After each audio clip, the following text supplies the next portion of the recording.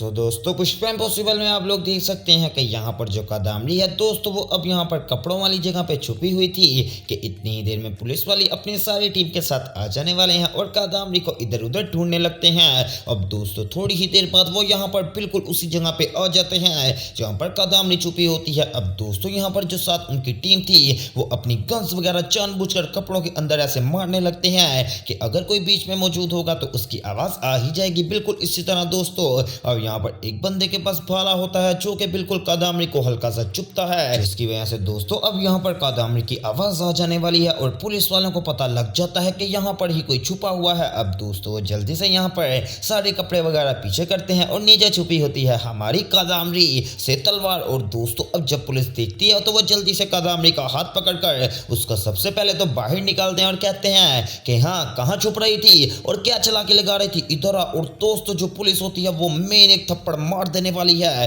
अब कादामरी के मुंह के ऊपर। और जब कादामरी को थप्पड़ पड़ता है तो दोस्तों कादामरी के काफी ज्यादा निशान लग जाते हैं। तो साथ ही पुलिस वाले कहते हैं कि मेरे साथ शान पत्ती नहीं खेलनी, तुझे क्या लगा था कि तू मेरे साथ छुपन छुपाई खेलेगी और मैं तुझे ढूंढ नहीं पाऊंगी। बेटा इस खेल के हम पुराने खिलाड़ी हैं, तू तब पैदा भी नहीं होगी जब से मैं यहाँ पर काम कर रही हूँ। उसके बाद जब से मेरी यहाँ पर ड्यूटी लग गई है मुझे पता चल जाता है कि आखिरकार जो बंदा भागेगा वो ज्यादातर कहाँ छुपेगा, इसलिए मैं सीधा कपड़ों के पास आई क्योंकि यही तो छुपने वाली ज्यादा जगह है और मैंने तुझे आते साथ ही ढूंढ भी लिया है। अब दोस्तों यहाँ पर दूसरी तरफ दिखाया जाता है कि जो दिलीप पटेल है दोस्तों वो यहाँ पर तितली की जो गुतिया वगैरह होते हैं वो वाले उसके बाल बना रहे होते हैं कि तभी पीछे से पुष्पा इम्पॉसिबल आ जाती है और पुष्पा कहती है तितली बेटा इधर देखो। तो दोस्तों जब पुष्पा कहती है तो तितली कहती है मुझे आपसे बात नहीं करनी, मैं यहाँ से जा रही हूँ, छोड़ दीजिए दिलीप भाई मेरे इस बाल को। अब दोस्तों तितली गुस्से में आकर बाल छुड़वा कर वहां से चले जाती है। तो साथ ही पुष्पा अब दिलीप पटेल से बात करने लगती है कि मैंने सोचा है कि मैं तितली और कादामरी का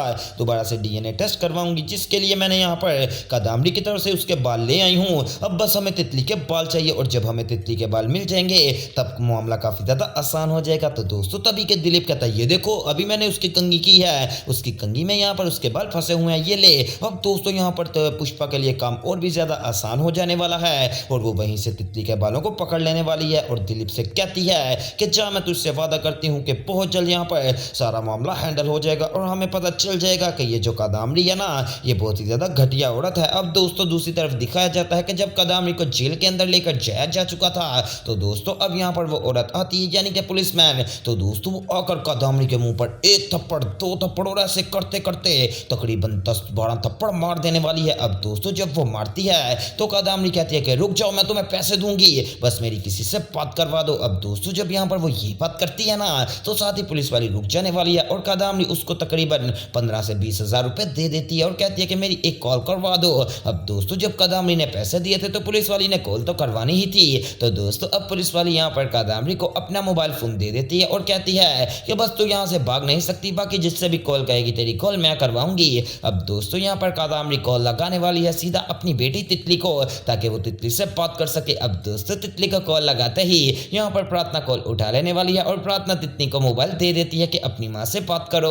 अब दोस्तों तितली इमोशनल होकर बात करके कहती है कि माँ आप कब वापिस आओगी, मुझे तो काफी ज्यादा यहाँ पर मजा नहीं आ रहा, मैं जल्दी से आपके बावड़ी गाँव जाऊंगी और आपने मुझे क्यों नहीं बताया कि जो मेरे बापू हैं वो इस दुनिया में नहीं रहे। तो दोस्तों साथ ही कादामरी कहती है अरे नहीं तितली बेटा जब मैं तेरे से मिलूंगी ना तो तुझे आकर सारी बात यहाँ पर डिटेल में बताऊंगी, इसलिए थोड़ा सा सब्र कर ले, मैं बहुत ही जल्द वापस आने वाली हूँ। तो दोस्तों तितली कहती है कि ठीक है माँ मैं आप ही का वेट कर रही हूँ। अब दोस्तों पुष्पा यहाँ पर जो कादामरी है वो ये बात करके कॉल काट देने वाली है तो पुलिस वाली कहती है हाँ किसी और को कॉल करनी है तो वो भी कर ले। अब दोस्तों यहाँ पर जो कादामरी है वो जल्दी से यहाँ पर फोन कर लेने वाली है अपने उसी बंदे को यानी कि जुगल के भाई को और कहती है कि मैं आपको कह रही हूँ कि मेरी जल्दी से बिल करवाइए, फिर मैं तितली की कस्टडी आपको दे दूंगी वीरेन भाई को। दोस्तों जब कादामरी ये कहती है तो वीरेन कहता है कि ठीक है कादामरी मैं बहुत जल्द तेरा काम कर रहा हूँ और मुझे उम्मीद है कि कादामरी मैं तुझे बहुत जल्द यहाँ से बाहर भी निकलवा दूंगा। अब दोस्तों जब यहाँ पर वो कादामरी को ये बात कहता है तो तब कादामरी को यकीन हो जाने वाला है कि चलो फाइनली अब मेरी यहाँ पर किसी ना किसी तरीके से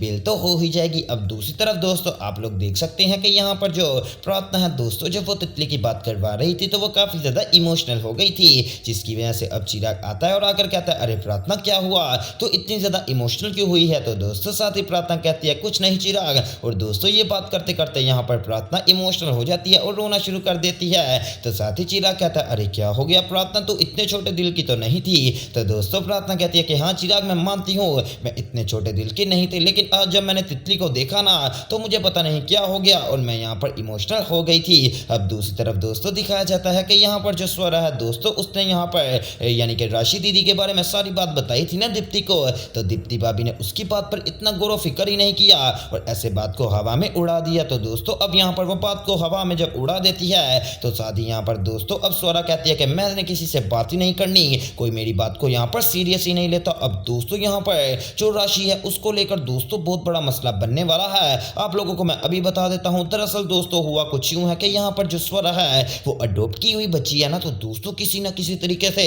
अब दोबारा से अडॉप्टेशन का केस दोबारा से निकल आने वाला है और इन्वेस्टिगेशन करने वाले जब पुष्पा के घर में आते हैं और आकर इसका बयान लेते हैं कि क्या आप इस घर में बिल्कुल ठीक हो, तो दोस्तों स्वरा तब यहाँ पर पुष्पा इम्पॉसिबल के साथ झगड़ रही थी क्योंकि उसने यहाँ पर राशि दीदी के इवेंट पर पहनने वाली साड़ी खुद ही यहाँ पर आग में जला दी थी। अब दोस्तों यहाँ पर जब पुष्पा झगड़ रही थी तो इन्वेस्टिगेशन वालों ने तभी यहाँ पर देख लिया था स्वरा को और अब दोस्तों मुझे इस बात की समझ नहीं आ रही कि आगे क्या बनेगा। क्या वो स्वरा को पकड़ लेंगे और यहाँ से ले जाएंगे या फिर पता नहीं आगे क्या बनेगा और आखिरकार ये केस किसने खुलवाया ये भी अभी तक मुझे कोई भी यहाँ पर बात समझ नहीं आ रही। अब दोस्तों दूसरी तरफ आप लोग देख सकते हैं कि यहाँ पर जो कादम्बरी है दोस्तों वो जब यहाँ पर अपने पुलिस स्टेशन में यहाँ पर बंद होती है तो तभी दोस्तों वो खाना खा रही होती है और एक औरत आकर कादम्बरी के साथ बैठ जाने वाली है और कहती है अरे वाह क्या बात है, मैंने सुना है कल तूने भागने की कोशिश की थी लेकिन जब तुझे यहाँ पर पुलिस वालों ने पकड़ा तो उन्होंने तेरी चमड़ी नहीं उधेड़ी बल्कि उल्टा तुझे यहाँ पर कॉल करवा दी। ऐसी कौन सी बात है, क्या तेरे बहुत बड़े नेटवर्क्स हैं? तो दोस्तों कादम्बरी कहती है नहीं ऐसी कोई बात नहीं है, दरअसल मेरी उनसे कुछ जरूरी बात हो गई थी। तो दोस्तों साथ ही वो औरत कहती है जरूर पैसे दिए होंगे क्योंकि आजकल तो यहाँ पर पैसे ही चलते हैं, चाहे भागना हो और चाहे कुछ भी हो।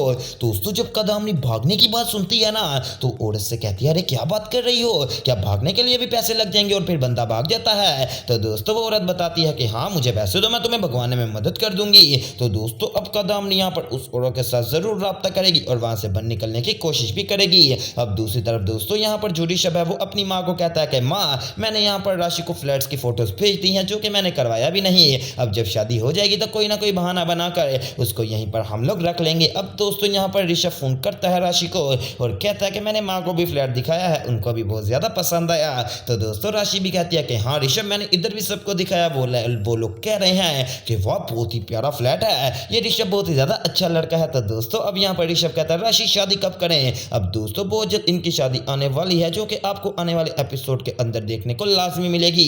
तो दोस्तों वो सब देखना मिस मत कीजिएगा और इस तरह की मजीद अपडेट्स के लिए मेरे चैनल स्पाइसी एंटरटेनमेंट को सब्सक्राइब करें और वीडियो को ज़्यादा से ज़्यादा शेयर करें। तो दोस्तों मिलते हैं एक न्यू वीडियो में और न्यू अपडेट की बहुत ही बड़े अच्छे प्रोमो के साथ।